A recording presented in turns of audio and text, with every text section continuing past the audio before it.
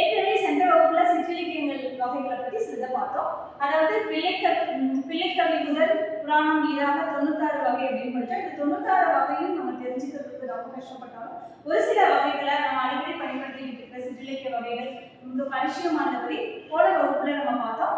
அதாவது ஆற்றுப்படை, மாலை, பதிகம், கலம்பகம், உலா, இதை பத்தி எல்லாம் பார்த்தோம். இன்றைய வகுப்புல நம்ம பார்க்க போறது என்னன்னா பிள்ளைத்தமிழ்.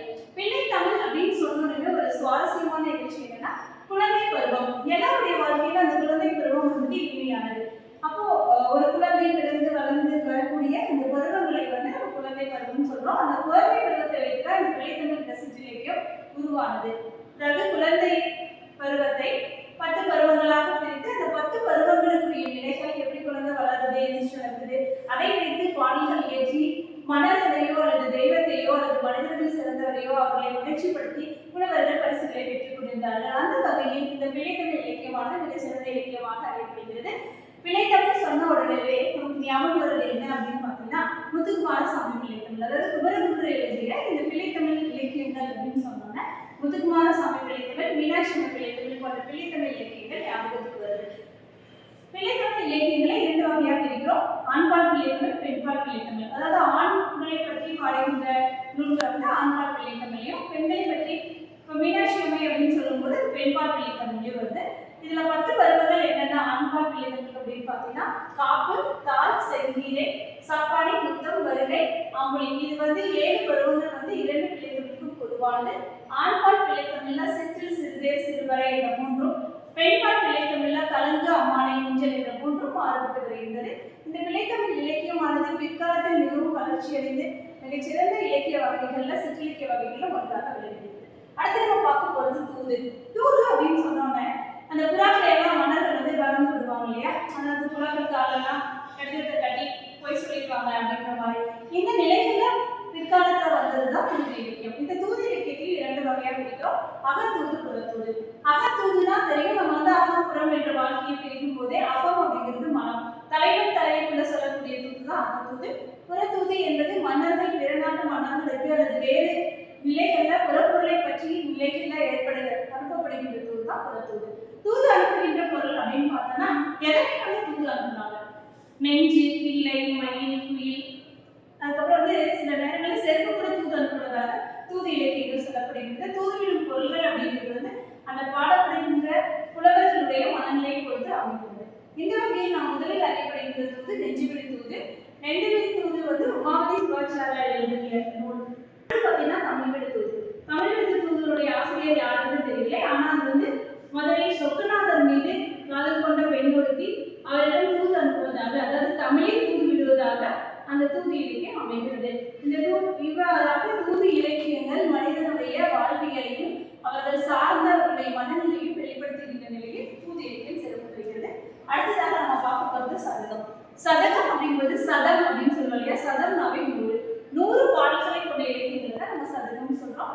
சதகம் வந்து 3 வகையில நம்ம சொல்லலாம். ஒண்ணு என்னன்னா சமயம், அடுத்தது நீதி சொல்லக்கூடியது, அடுத்தது வரலாற்றை சொல்லக்கூடியது. இந்த சமயம் பத்தி பார்க்கக்கூடியது வந்து பாத்தீங்கன்னா திருவாசகம், திருச்சதகம் அப்படின்னு சொல்றோம் இல்லையா, மாணிக்கவாசகர் இயற்றிய திருவாசகம் என்ற நூல். அடுத்தது நீதிகளின் விளக்கம் அப்படிங்கிறது ஒரு சதகம் நூல் தான். அடுத்தது பார்க்க போனீங்கன்னா வரலாறு அப்படின்னு சொல்லும் போதே நம்மை சார்ந்த பகுதிகள் இருக்கக்கூடிய கொங்கு மண்டல சதகம், அடுத்து பார்த்தீங்கன்னா தொண்டை மண்டல சதகம், இந்த மாதிரி வரலாற்று நிகழ்வுகளையும் வரலாற்று ஊர்களை பற்றியும் அந்த ஊர்களுக்குரிய சிறப்புகளை பற்றியும் சொல்லக்கூடிய நூல்கள் வந்து சதகம் என்ற பகுதியில் இடம்பெறுகின்றன. சதம் எப்படின்னாவே 100, அதனால சதகம் வந்து 100 பாடல்களே உடையது. அடுத்தது மடல் அப்படின்னு சொன்னோம்னாவே நமக்கு என்ன ஞாபகம் வருதுன்னா அந்த பண ஓலையில இருக்கக்கூடிய மடல். இது வந்து மிக முக்கியமா சொல்ல போனா அகப்பொருள் சார்ந்தது. அதாவது காதலை பற்றி மட்டும் சொல்லக்கூடிய ஒரு சிற்றிலக்கியம் என்ன அப்படின்னா அது மடல் தான். அதாவது இது வந்து ஒருதலை காதல் கூட சொல்லலாம். ஒரு தலைவனோ தலைவியோ மற்றவர்கள் மீது காதல் கொள்ளும்போது அது நிறைவேறாத போது என்ன செய்வாங்க அப்படின்னு சொன்னா மன ஓலையில் அந்த மணலை எடுத்து ஒரு குதிரை உருவம் செய்து அந்த குதிரை உருவத்தின் மீது ஏறி அதுக்கு பேர் மணல் எடுத்துன்னு சொல்லுவாங்க. இந்த சங்க இலக்கியத்துல கண்டிப்பா இடம்பெறும். அதனுடைய தொடர்ச்சி தான் இந்த மணல் என்ற சிற்றிலக்கியம் உருவான கதை.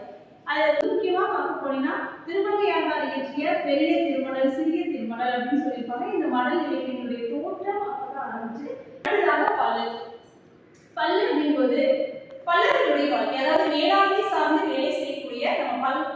மக்களின் வாழ்க்கையை பற்றி அவங்களுடைய வாழ்க்கை தரம் எப்படி இருந்தது அப்படிங்கிறத பத்தி அமையும் சிற்றிலக்கியம் தான் பல்லுன்னு சொல்றோம். இதுல மிக முக்கியமா முதல் பல்லு அப்படின்னு சொன்னா முக்குடல் பல்லு.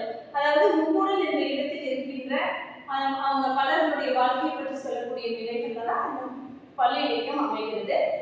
அதுக்குதான் முக்குடல் பள்ளின்னு பெயர் வச்சுக்குவோம். அதுல இருந்து மூன்று பகுதி இருக்கும். மூத்த பள்ளி, இளைய பள்ளி. மூத்த பள்ளி பொருள்ல இருப்பாங்க, அவங்க வேற சமயத்தை சைவ சமயம் வச்சுக்கோங்க. இளைய பள்ளி வைணவ சமயம், மருத்துவ பள்ளி அப்படின்னு சொல்லுவாங்க. இவங்க 2 பேரும் தன்னுடைய நகைச்சுவையோடு சண்டை போட்டுக்கிற காட்சியும், அவர்களை சமாதானப்படுத்துறதுக்காக அந்த பல்லன் செய்கின்ற நிலைகளையும் நல்ல ஒரு பழையா இருப்பாரு. இந்த காட்சிகள் பார்த்தீங்கன்னா அப்படியே நாடக காட்சிகள் போல அப்படின்னு இருக்கும்.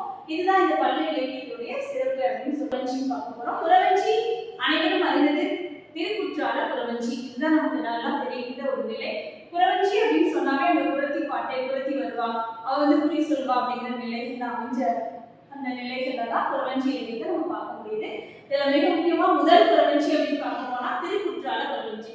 திரிகுட ராசப்ப கவிராவர் இயற்றிய திருக்குற்றால குறவஞ்சி. அதாவது குற்றால மலையின் வளம், தென்காசிக்கு பக்கத்துல இருக்கிற அந்த குற்றால பகுதியினுடைய வளம், அதனுடைய மலை நாட்டினுடைய மக்களுடைய நிலைகளையும் வாழ்க்கை வரலாறுகளையும் சொல்கின்ற நிலையில் அந்த வசந்தவர்களில் வந்தாடுகின்ற நிகழ்ச்சி அப்படின்னு சொல்லி ஒரு குற்றால மலையினுடைய வளமும் குறத்தி என்பவர்களுடைய குறியின் மூலமாக வாழ்க்கையை பற்றி முன்னாடியே சொல்கின்ற நிலைகளும், இறுதியில் புறவனுடன் சேர்ந்து அவருடைய வாழ்க்கை அமைந்த நிலைகளையும் மிக தெளிவாக விளக்குகின்ற ஒரு நிலையில் குறவஞ்சி இலக்கியங்கள் அமைகின்றன.